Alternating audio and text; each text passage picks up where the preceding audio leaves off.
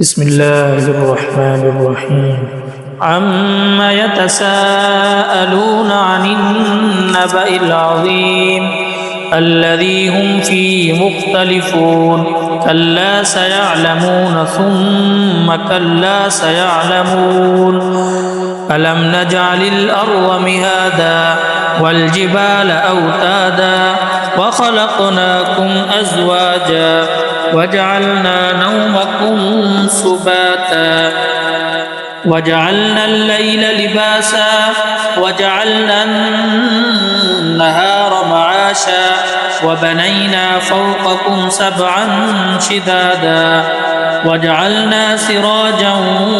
وهاجا وأنزلنا من المعصرات ماء ثجاجا لنخرج به حبا ونباتا جنات ألفافا إن يوم الفصل كان ميقاتا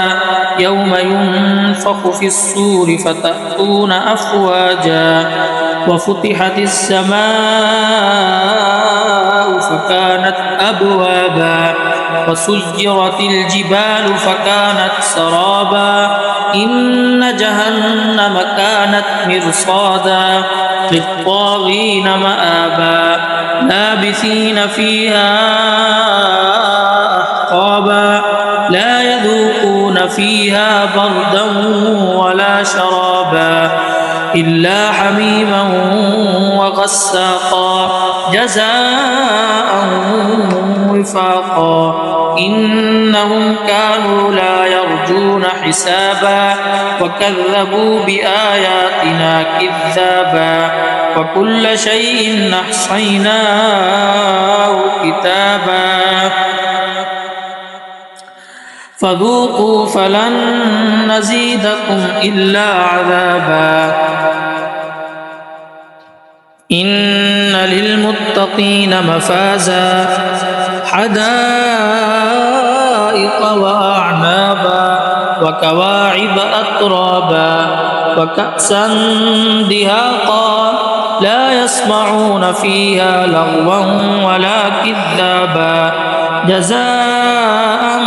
من ربك عطاء حسابا رب السماوات والأرض وما بينهما الرحمن لا يملكون منه خطابا يوم يقوم الروح والملائكة صفا لا يتكلمون إلا من أذن له الرحمن وقال صوابا ذلك اليوم الحق فمن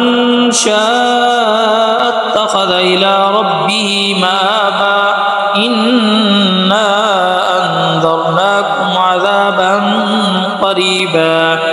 يوم ينظر المرء ما قدمت يداه ويقول الكافر يا ليتني كنت ترابا.